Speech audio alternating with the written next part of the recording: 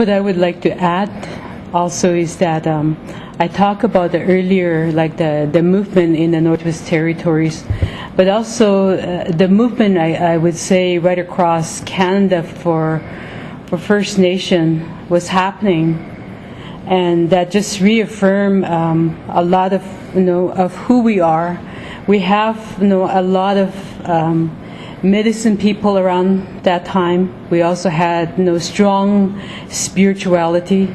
Being at Mordley, I was at Mordley as a young person 2 times, probably when I was about 14 and 16, and sitting under the arbors and listening to speakers after speakers was really an eye-opener.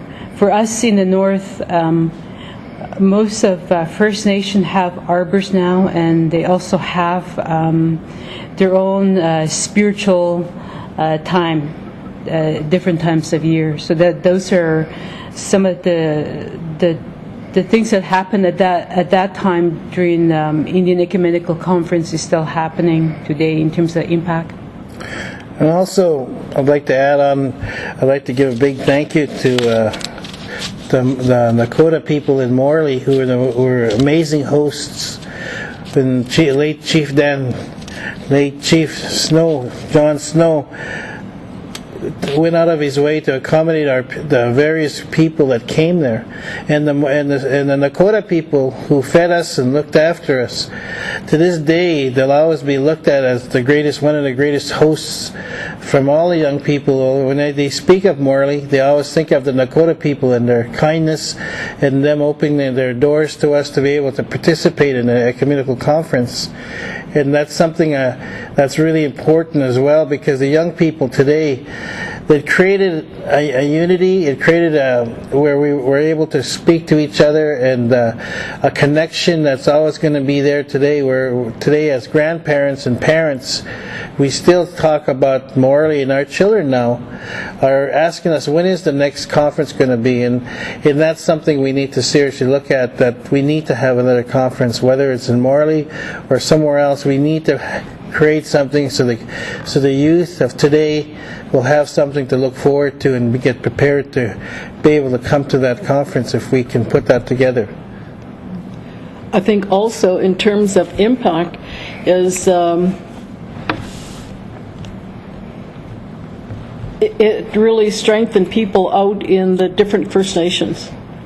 It strengthened again their ceremonial life, and people still recall the importance of the Indian Ecumenical Conference. In the early years, like, you could sit and listen to the different spiritual leaders have dialogue with one another, and so you could have traditional spiritual leaders, medicine people, talking with Christian ministers and or priests, and for all of us to come to understand the great law that we do have, all share, is the great law is to love one another and to love all creation. And people experience that the exchange and being able to also experience that great love that we have, that the Creator has given us, and that we are all truly blessed. So, now that you've heard from us, and we'd like to, when you see this, let us know if you'd like to come, if you're willing, if you want to bring your families. Let us know if you're willing to participate, because it's something we'd like to know. So send us an email or talk to the people that are responsible, and it's something I believe in the next 2 years we need to look at seriously doing. But it can happen if you as the people out there want it to happen. So thank you very much, and I hope the Great Spirit will bless you all. And remember that it's really important to believe in the Creator. It's important because if we all believe in the Creator equally, anything's possible. Hi.